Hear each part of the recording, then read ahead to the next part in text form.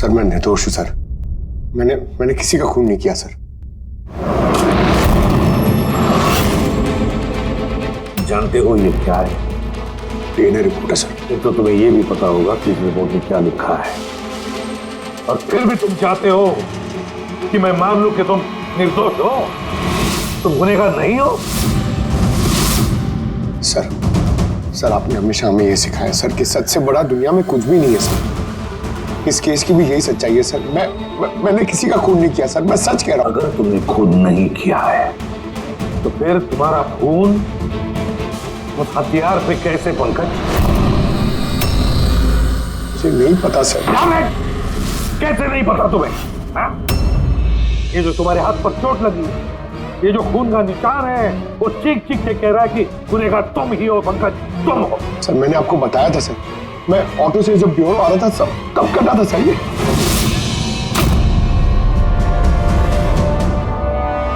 Sir ये भी हो सकता है कि कोई पंकज को फंसाने की कोशिश कर रहा हो। पंकज, इस आदमी ने तुम्हारा हाथ काटा था, शायद वही तुम्हारे खून का सैंपल लेके गया हो क्राइम सीन पे डालने के लिए। सर नहीं सर, सैंपल नहीं हो सकता उसके पास। उसने जैसे ही मेरा हाथ काटा था सर तो वो चला गया था और खून तुरंत नहीं आया था सर, थोड़ा टाइम लगा था। उसके पास मेरा सैंपल नहीं हो सकता सर। अगर तुम्हारा खून किसी ने नहीं दिया तो फिर तुम्हारा खून क्राइम सीन पर सिर्फ एक ही तरीके से जा सकता है पंकज, और वो भी तब जब तुम वहां खून करने गए थे तब। ये क्या बात हुई सर? अगर पंकज को झूठ बोलना होता, हमें गुमराह ही करना होता तो ये बोल सकता था कि इसका सैंपल कोई लेके चला गया है, मगर इसने सच बोला। इसका सच कोई मायने नहीं रखता क्या सर? हाँ अभिजीत, सच बहुत मायने रखता है, लेकिन फिलहाल इस केस का सच यही है, इस खून का एक ही सस्पेक्ट है और वो है पंकज।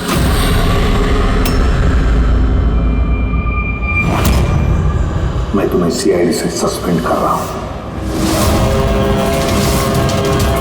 सर मेरा यकीन कीजिए सर, मैं सच कह रहा हूँ। मैंने खून नहीं किया, मुझे मेरे पिताजी की कसम है सर। पंकज, तुम्हारी गन और बैच।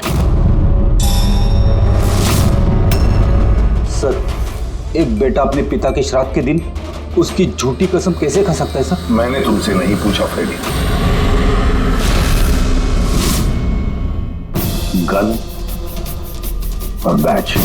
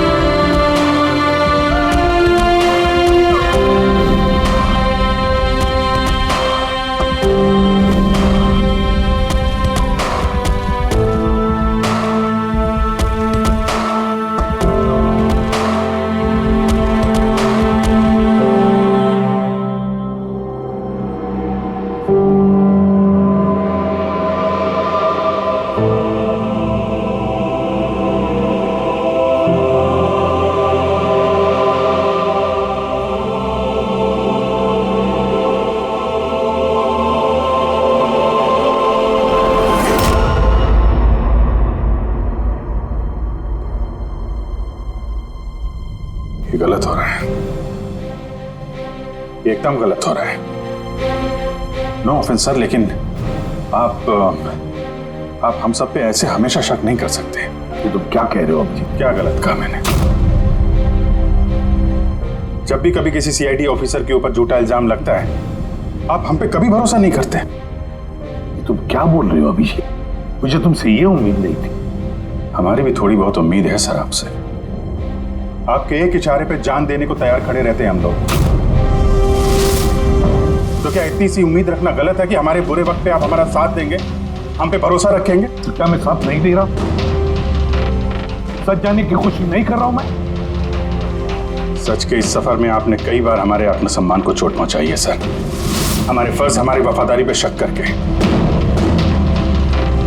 जब मुझ पे झूठे इल्जाम लगे थे, आपने मुझ पे भरोसा नहीं किया था। और जब तक अभिजीत निर्दोष साबित नहीं होता, उसे जेल में ही रहना होगा। जब दया पे झूठे इल्जाम लगे, आपने इस पे भी भरोसा नहीं किया।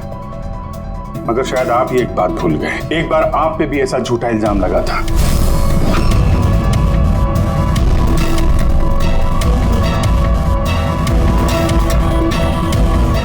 उस वक्त हम में से किसी ने भी आप पे शक नहीं किया था, बल्कि एक मजबूत दीवार बनकर सामने डटे खड़े रहे थे ताकि आपके ऊपर आंच ना आ सके।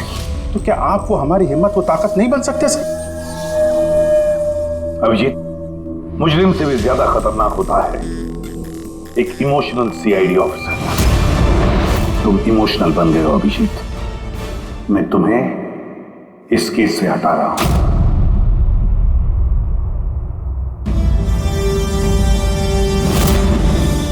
दया, पूर्वी, अब से पंकज की केस तुम दोनों इन्वेस्टिगेट करोगे, सिर्फ और सिर्फ तुम दोनों।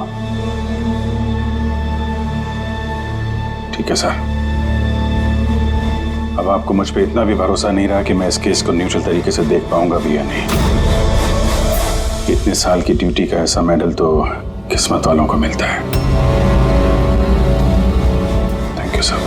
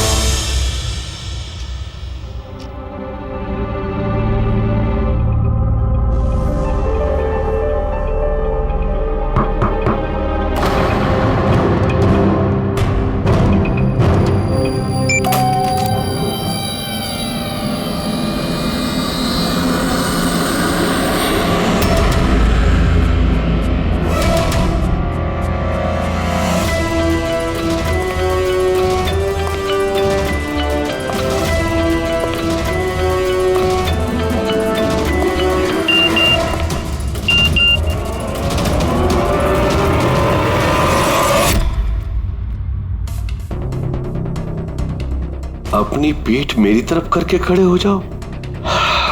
चलो ये भी करके देख लेते हैं।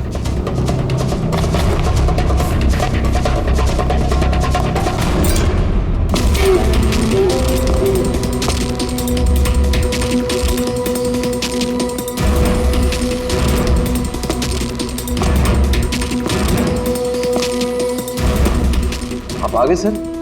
मैं आप ही का इंतजार कर रहा था। आप देखिए वहां फाइल पड़ी है, उसमें पूरा फाइनेंशियल प्लान पड़ा हुआ है और मुझे पूरा यकीन है कि आपको बहुत पसंद आएगा।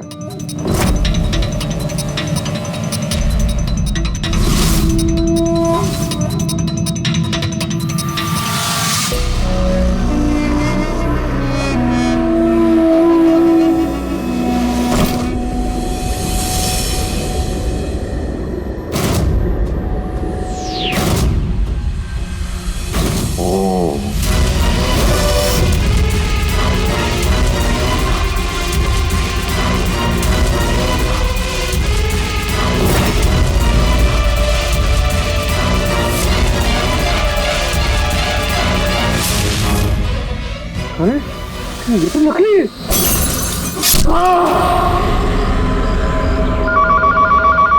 Hello ACP Pradyuman. कब? अच्छा ठीक है।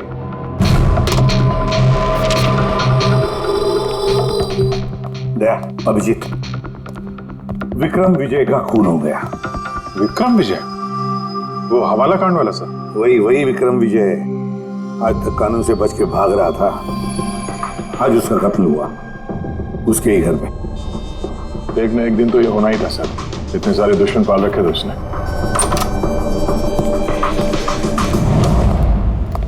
सर रियली सॉरी सर, थोड़ा लेट हो गया। क्या बात है पंकज, कहाँ रह गए थे तुम? सर वो डैड का श्राद्ध था सर, आज मंदिर गया था सर पूजा करने। ठीक है, और ये हाथ में क्या हुआ? सर ये आते हुए लग गया, मामूली चोट है, इतना जोर से नहीं लगा सर। ठीक है, तैयार हो जाओ, एक मर्डर केस आया हुआ है। अब ये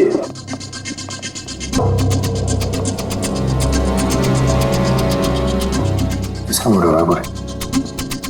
विक्रम विजय का।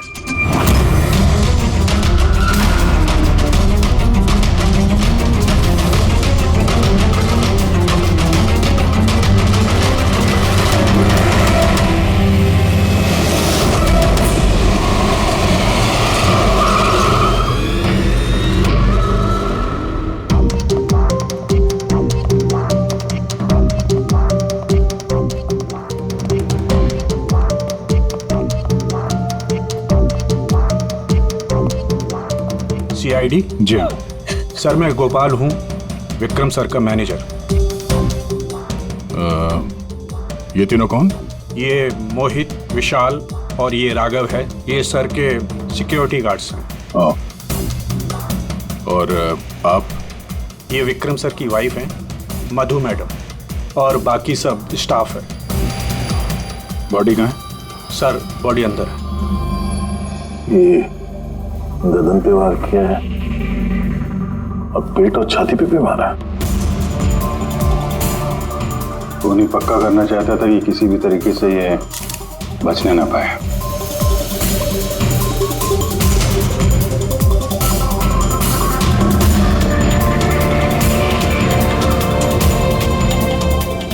लगता है इससे हमला किया है इस पे।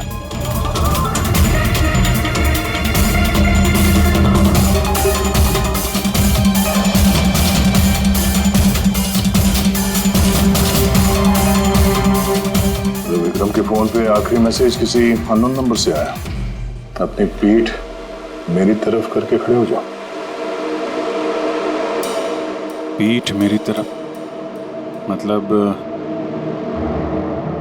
वो आदमी इसको अपना चेहरा नहीं दिखाना चाहता था क्या?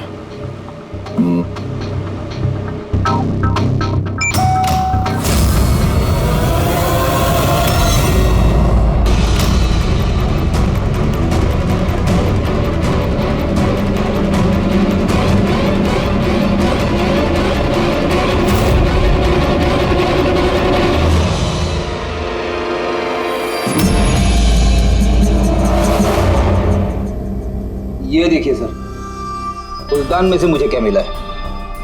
Audio recording device. Audio recording device? इस कमरे में जो भी बात हो रही थी वो कोई सुन रहा था। सर मैं उसका नाम तो नहीं जानती, पर वो जिस तरीके से तैयारियां करवा रहे थे उस हिसाब से तो लग रहा था जैसे वो उनका बहुत खास क्लाइंट हो और वो सिर्फ विक्रम से ही मिलना चाहता था। ये क्लाइंट विक्रम के कांटेक्ट में आया कैसे? सर मेरी वजह से उसने मुझे पहले कांटेक्ट किया था। वो विक्रम साहब का पूरा इतिहास बहुत अच्छी तरह से जानता था और विक्रम सर उसके इस होमवर्क से बहुत इम्प्रेस हुए और उन्होंने मुझसे मीटिंग फिक्स करने के लिए कहा। तो आप उससे पहले मिले थे? नहीं सर, उसने कॉल किया था और वो भी प्राइवेट नंबर से।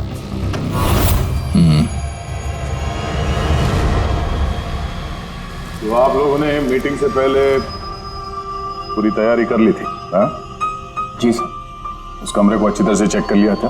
हाँ। तो फिर ये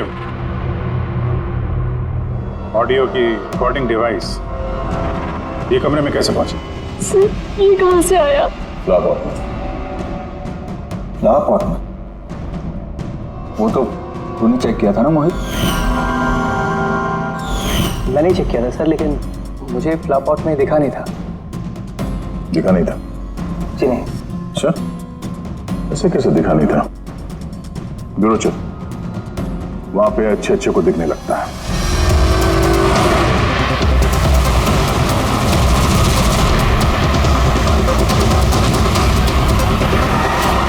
मोहित पे नजर रखना। गोली में चलाना। कैलाश सर? हाँ, कौन है ये? सीबीआई ऑफिसर है कैलाश जी। कैसे है सर? बढ़िया। क्या बात है सर, आपने अचानक रास्ता रोक लिया? अभिजीत, मुझे वो आदमी चाहिए जो तुम्हारी सीआईडी की गाड़ी में बैठा था। मोहित? वो हमारा मुजरिम है सर, हम उसे ब्यूरो ले जा रहे हैं इंटरोगेट करने के लिए। नहीं अभिजीत, वो मुजरिम नहीं है, एक सीबीआई अफसर है। क्या करें आप? ये मोहित सीबीआई ऑफिसर है? मगर सर ये तो वो गार्ड की नौकरी कर रहा था विक्रम। क्या दिखावा? सच को छिपाने के लिए। कैसा सच?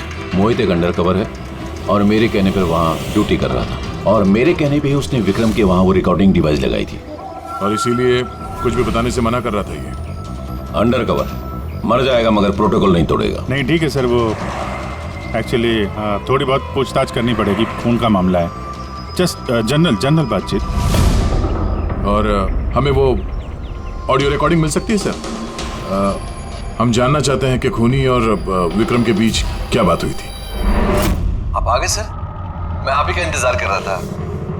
आप देखिए वहां फाइल पड़ी है, उसमें पूरा फाइनेंशियल प्लान पड़ा हुआ है, और मुझे पूरा यकीन है कि आपको बहुत पसंद आएगा।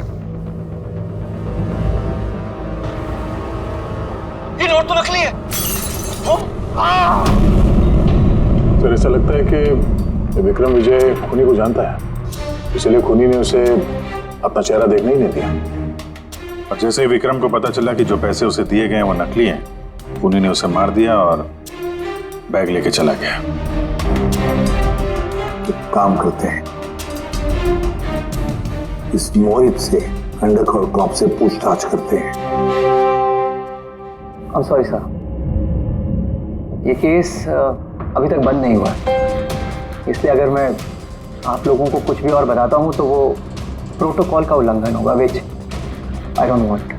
देखो मोहित, मैं तुम्हारे प्रोटोकॉल की इज्जत करता हूँ, मगर कोई तो ऐसी चीज होगी ना जो तुम्हारी इन्वेस्टिगेशन के दौरान तुम्हें मिली हो, मगर तुम्हारे प्रोटोकॉल के दायरे में होने के बावजूद भी तुम हमें बता सकते हो।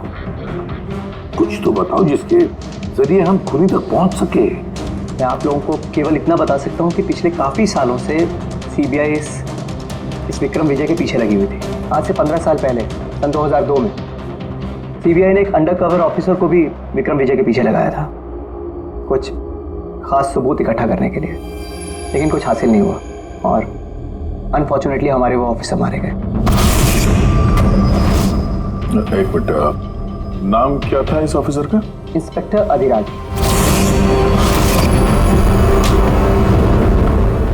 इंस्पेक्टर अधिराज। इस बोतल पे जो खून है, इस खून में विक्रम की डीएनए के अलावा किसी और का भी डीएनए। विक्रम के डीएनए के अलावा किसी और का भी डीएनए है? मेरे कहने का मतलब है कोई और भी था। कौन था सालुंखे? तो विक्रम ने डाटाबेस में कंपेयर करके देखा, मैच करके देखा तूने? उसकी जरूरत नहीं पड़ी। जरूरत नहीं पड़ी का क्या मतलब है सालुंखे? किसका डीएनए है वो? वो डीएनए पंकज का है। व्हाट? वो डीएनए पंकज का है? हमारे पंकज का? हमारे पंकज का। यार ये कैसे हो सकता है? CID officer Pankaj, CID officer Pankaj खून कर सकता है? हमारा एक ऑफिसर खून में। लेकिन सर पंकज खून क्यों करेगा? वही तो, सीआईडी ऑफिसर खून क्यों करेगा? सर, विक्रम के घर से 1 किलोमीटर की दूरी पर पुलिस को एक लावारिस मोटरसाइकिल मिली है सर। किसकी मोटरसाइकिल है वो? सर वो पंकज की है।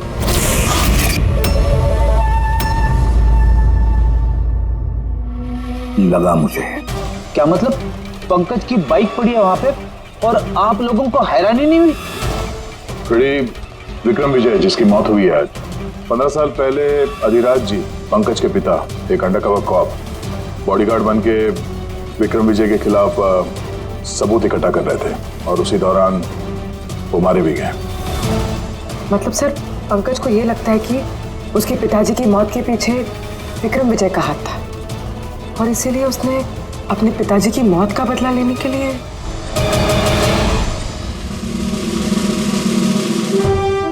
पंकज कहाँ है?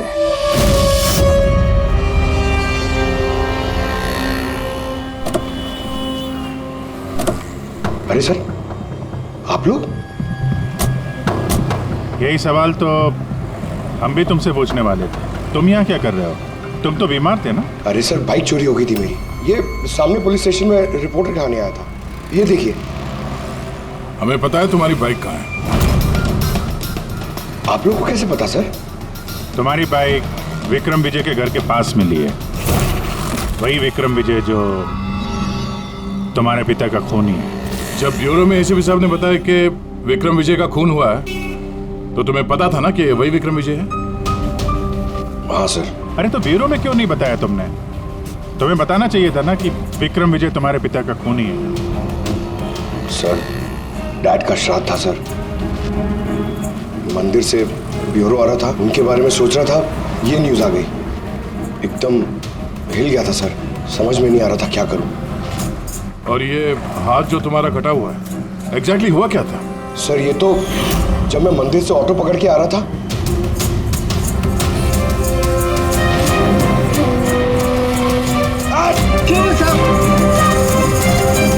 तो एक अनजान आदमी ये घाव देके चला गया, यूं ही बेवजह। सर, मैं जानता हूँ यकीन करना थोड़ा मुश्किल है, लेकिन सच यही है सर। पंकज यार, तुम तो हमेशा बाइक पे ब्यूरो आते थे ना, अचानक ऑटो में कैसे आया? अचानक नहीं सर, मेरी बाइक तो 2 दिन से खराब पड़ी है। तो तुम्हारी खराब पड़ी हुई बाइक कोई लेकर गया, उसने उसे रिपेयर करवाया और ठीक होने के बाद उसे एक लावारिस जगह पे छोड़ दिया। वो भी संयोग से एक ऐसे इंसान के घर के पास छोड़ दिया जिसका आज ही खून हुआ और जो तुम्हारे पिता का खूनी भी है। सर, आप लोग मुझ पे शक कर रहे हैं? आप लोग को लग रहा है उस विक्रम विजय को मैंने मारा है?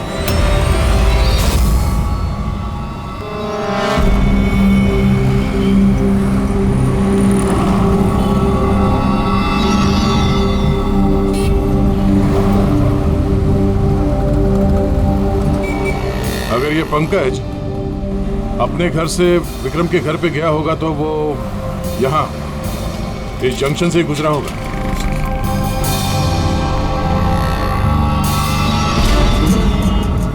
सर, सिग्नल पे सीसीटीवी कैमरा लगा होगा। इस सीसीटीवी कैमरा के फुटेज से पता चल जाएगा कि पंकज यहाँ से गया था उस बाइक पे या कोई और था वो।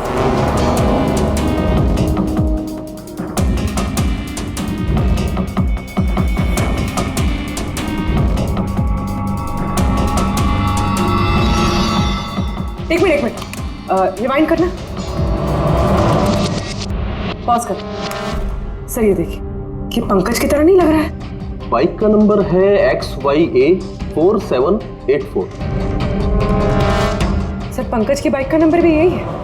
पूर्वी, ये पंकज इतनी लापरवाही तो नहीं कर सकता कि एक जुर्म करने के लिए जाते वक्त सड़क पे एक और जुर्म करे, सिग्नल तोड़ने का।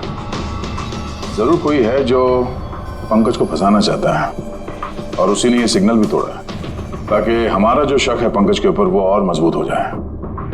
मगर सर, पंकज को कौन फंसाना चाहेगा? शायद इसका कोई पुराना दुश्मन। सर, मेरा ऐसा कोई पुराना दुश्मन नहीं है जो मुझे फंसाने के लिए ऐसी साजिश रचेगा। सर, पंकज, दिमाग पर जोर डालो, कोई तो होगा। नहीं सर, अगर तुम्हारा कोई दुश्मन नहीं है तो फिर ये खून तुमने ही किया है। तुमने अपने पिताजी की मौत का बदला लेने के लिए, और वो भी उनकी बरसी के दिन। सर, मेरा बदला लेने की कोई मेंटालिटी नहीं है सर। मैं खूनी नहीं हूं सर, मैं एक सीआईडी ऑफिसर हूं। जहां तक पिताजी की बात है सर, मैंने तो उन्हें ठीक से देखा भी नहीं है। सर मुझे तो ऐसा कुछ याद भी नहीं है जो उन्होंने हमारे साथ कोई अच्छा टाइम स्पेंड किया हो या हमारे साथ रहे हो। सर उन्हें तो फर्क भी नहीं पड़ता होगा कि उनका कोई बेटा है जिसे उनकी जरूरत भी है। सर मतलब तुम्हारे पिताजी के साथ तुम्हारे संबंध अच्छे नहीं थे? सर वो एक अंडरकवर कॉप थे सर। वो ज्यादातर अपने काम में ही बिजी रहते थे। घर गृहस्थी परिवार बच्चे इनसे उनका कोई लेना देना नहीं था सर। मुझे तो सिर्फ मेरी माँ ने पाला है सर। लेकिन फिर भी पंकज, तुम्हारी अपनी पिताजी के साथ कुछ ना कुछ तो यादें जुड़ी होंगी ना, कुछ भी? सर थोड़ा सा याद है मुझे सर। मुझे मेले में ले जाते थे सर वो, मगर मेले में ले जाने से पहले सर वो मुझे हॉस्पिटल ले जाते थे हमेशा।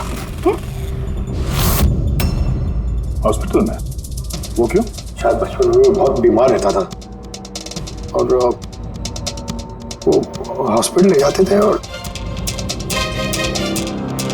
मुझे बहुत दर्द होता था सर। दर्द? पंकज, कहाँ दर्द होता था? सर पीठ में, यहाँ पे सर। पीठ में? पंकज, डॉक्टर क्या करते थे पीठ में? नहीं सर, ऐसा कुछ याद नहीं आ रहा सर। याद करो पंकज, याद करो। सोचो क्या करते थे? तुम्हारी पीठ में इंजेक्शन लगाते थे या पीठ में से खून निकालते थे? क्या करते थे? याद करो। Sir sir sir drill machine से कुछ करते थे सर हॉस्पिटल में। क्या कहा? ड्रिल मशीन से? और उसके बाद तुम्हें पीठ में दर्द होता था? बहुत दर्द होता था सर। मैं हफ्तों तक सीधे बैठ भी नहीं पाता था। और फिर घर जाने के बाद तुम्हें नींद सी आती थी, कुछ अजीब सा लगता था, चक्कर आता था? हाँ सर। सर मेले में भी जब मैं घूमने जाता था तो नींद में ही रहता था सर। ऐसे चक्कर आते रहते थे सर बस। लेकिन सर इस बात का इस केस से क्या लेना देना? लेना देना है बस। मुझे लगता है इसके पिताजी ने इसकी बहुत छोटी उम्र में इसका बोन मैरो डोनेट करवा दिया था। लेकिन सर बच्चों का बोन मैरो डोनेट करवाना तो गैर कानूनी है ना? गैर कानूनी है, लेकिन मुझे लगता है बॉस पैसे की वजह से या किसी भी और वजह से उस डॉक्टर ने इसके पिताजी के लिए ये सब कुछ किया था। वो ठीक है सर, लेकिन मेरी समझ में अभी भी ये नहीं आ रहा है कि इस बात का इस केस से क्या कनेक्शन है? कनेक्शन ऐसे है पूर्वी कि कई बार जब बोन मैरो डोनेट किया जाता है तो जिसे बोन मैरो डोनेट किया जा रहा है उस व्यक्ति को ह्यूमन काइमेरिज्म हो जाता है। ह्यूमन काइमेरिज्म? ये क्या है सर साहब? यूं समझो कि जिस व्यक्ति को बोन मैरो डोनेट किया जा रहा है उस व्यक्ति के शरीर में 2 डीएनए पैदा हो जाते हैं। एक डीएनए वो जो उसका खुद का है ओरिजिनल, और दूसरा डीएनए वो जो बोन मैरो जिसका ट्रांसप्लांट हुआ है उसका। इसका मतलब है सर पंकज का बोन मैरो जिसे मिला शायद उसके खून में भी ये पंकज का डीएनए शामिल है। Exactly that. बस मुझे लगता है कोई बहुत ही खास होगा वो जिसके लिए पंकज के पिताजी ने ये सब कुछ किया। कोई ऐसा खास आदमी जो पंकज के पिताजी इंस्पेक्टर अधिराज के बहुत ही करीब था और उसकी मौत का बदला लेने के लिए उसने ये खून कर डाला। और कौन?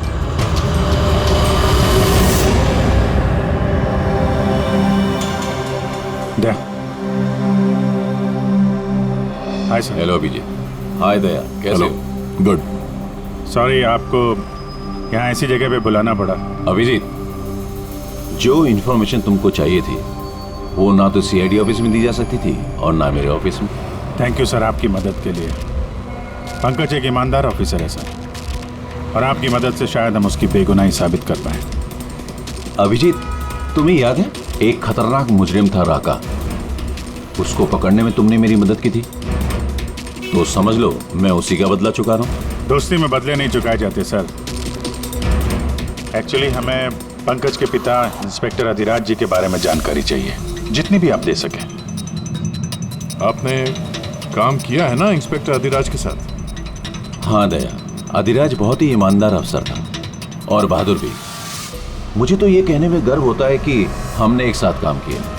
सर एक्चुअली हमें ये पता करना था कि उनके अंडर कवर मिशन के दौरान उनके कभी किसी से कोई खास रिश्ते बने थे। I mean, कोई नया परिवार, ऐसा कुछ। अभिजीत, ये जो अंडर कवर की दोहरी जिंदगी होती है, मुश्किल होता है जीना।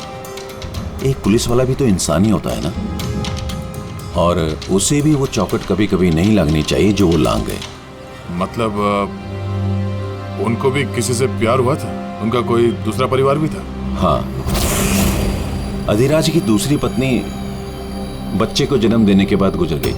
ओह, और अधिराज जी की मौत के बाद इस दूसरे बच्चे का क्या हुआ? ये राज हमेशा राज ही बना रहा कि अधिराज ने उस दूसरे बच्चे को कहाँ रखा, कैसे पाला, और वो बच्चा कहाँ गया, कभी किसी को नहीं मिला। और ये जो बच्चा है दूसरी शादी से, क्या उम्र रही होगी उसकी? ये पंकज से कोई 2-3 साल बड़ा होगा। शादी पंकज की माँ से पहले हुई थी, पर बच्चा दूसरी बीवी से पहले हुआ था। शायद उसे कोई बीमारी होगी जिसकी वजह से अधिराज जी ने पंकज का बोन मैरो उसे दिलवाया होगा। और अपने पिता की मौत का बदला लेने के लिए खून शायद पंकज के सौतेले भाई नहीं किया। पर अब सवाल ये उठता है कि पंकज का ये सौतेला भाई है कौन और अभी कहाँ है? मुझे कुछ अंदाजा हो रहा है कि क्या हुआ होगा उसके साथ। कैलाश जी, हमें एक मदद और चाहिए। इस अंडर कवर मिशन के दौरान और कौन कौन लोग थे आपके साथ, उन सब की जानकारी चाहिए, और अधिराज जी की पूरी कुंडली भी।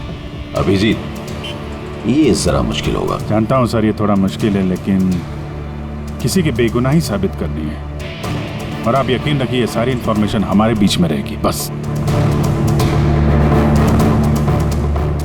ओके। अरे यार, और कितना इंतजार करना पड़ेगा? ये लोग टाइम पे आते क्यों नहीं?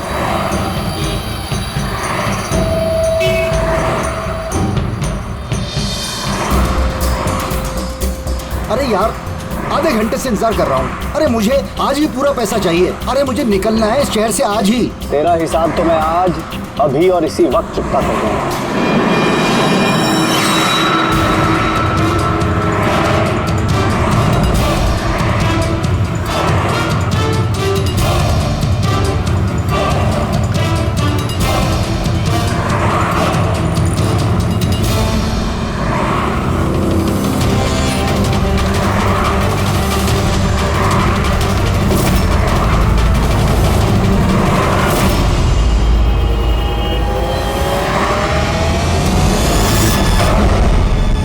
अकाउंट सीआईडी बंद करेगी। ये सर के सिक्योरिटी गार्ड्स हैं।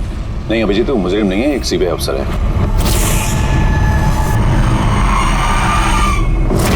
पिता के कर्ज को पूरा करना हर बेटे का धर्म होता है सर, और जो बेटा ऐसा करता है वही अच्छा बेटा कहलाता है, और वो हूं मैं। तुमने तो किया नहीं, मैंने लिया अपने पिता की मौत का बदला। देखो मोहित, तुम दोनों के पिताजी इंस्पेक्टर अधिराज एक नेक, ईमानदार और बहादुर इंस्पेक्टर थे। क्या लगता है तुम्हें, उन्हें तुम जैसे मुजरिम बेटे पर गर्व होगा या पंकज जैसे ईमानदार सीआईडी ऑफिसर पर? तो सच बात तो यह है कि पिताजी को हमेशा से इस पंकज पर गर्व था, और प्यार भी वो इससे ही ज्यादा करते थे। मुझे तो उन्होंने अनाथ आश्रम में डाल दिया था सर, ताकि उनके दूसरे परिवार पे कोई आंच ना आ सके। वो ये बात बताती तो हमारे पास आई क्यों नहीं? मैं तो भाई हूं तुम्हारा यार, हम दोनों मिलकर पकड़ते विक्रम को, और कानून के रास्ते। नहीं चाहिए थी मुझे तुम्हारी मदद। हमारे पिताजी के कातिल को कैसे पकड़ना है और कैसे उससे बदला लेना है, ये सारी प्लानिंग मैंने कर रखी थी सर, बहुत सालों से। और यही कारण है कि मैं सीबीआई ऑफिसर बना, और ठीक हमारे पिताजी की तरह ही एक अंडर कवर ऑपरेशन पे गया विक्रम विजय के खिलाफ। लेकिन इस बार उसे सजा दिलवाने के लिए नहीं सर, बल्कि उसे खत्म करने के लिए। एक सीबीआई ऑफिसर होकर भी तुमने जुर्म किया। तुम जैसे लोगों की वजह से ही लोग कानून पर विश्वास करने से कतराते हैं। इस काम में केतन ने तुम्हारी मदद की थी ना? हाँ सर, केतन भी मेरे पिताजी के साथ काम करता था। वो भी एक अंडरकवर कॉप था। उसी ने मुझे सब कुछ बताया और उसके बताने से ही मुझे पता चला कि बचपन में मेरा एक ऑपरेशन भी हुआ था। और जब तुम्हें पता चला कि तुम्हारे खून में 2 डीएनए, एक तुम्हारा दूसरा मेरा, तो तुमने खून करके मुझे ही फंसा दिया। हाँ, और इसीलिए मैंने अपना खून बहाकर उस हथियार पे डाल दिया था और उसके बाद तुम्हारा हाथ काटा ताकि एक तीर से 2 निशाने लग जाए। मेरे दोनों दुश्मन, हमारे पिताजी का कातिल वो विक्रम विजय। हेलो कैलाश सर, मैंने विक्रम विजय के रूम में ऑडियो डिवाइस लगा दिया।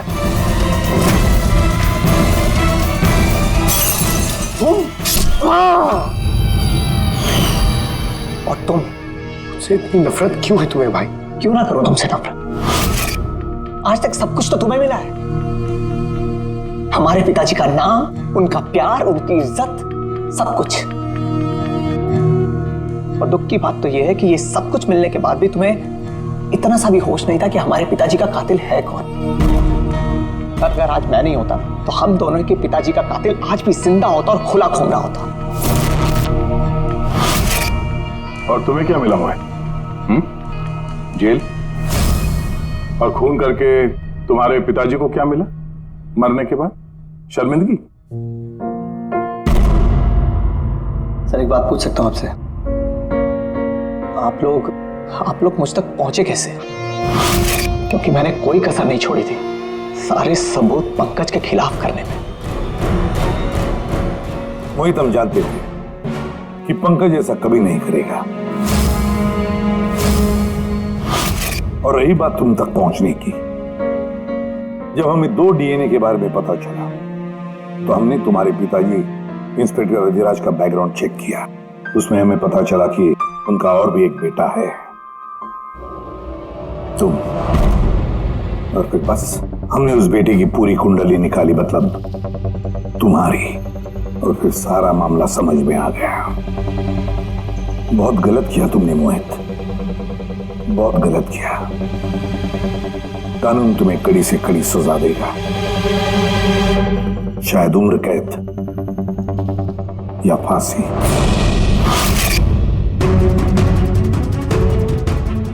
रेडी?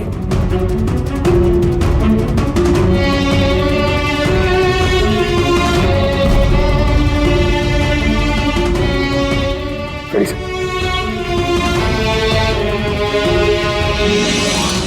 मैं जानता हूं तुम्हारे दिल में सिर्फ मेरे लिए कड़वाहट है, मगर मुझे पता ही नहीं था कि मेरा कोई एक भाई है।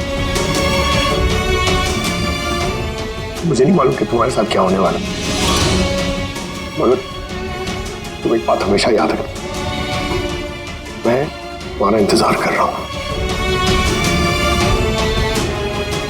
I'll wait for you.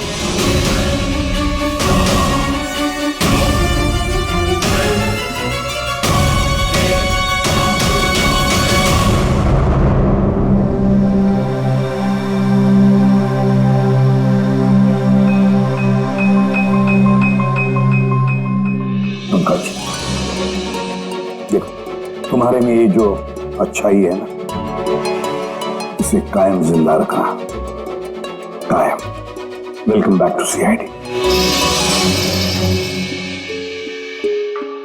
Thank you sir. Sir, I am sorry sir, आप सही कह रहे थे। इमोशनल होके मैं कुछ जरूरत से ज्यादा ही बोल गया सर। I am sorry. देखो अभिजीत, तुम सब लोग मेरे लिए ना सिर्फ सीआईडी ऑफिसर्स हो, बल्कि मेरा गुरूर हो, मेरा आत्मविश्वास हो, मेरी ताकत हो।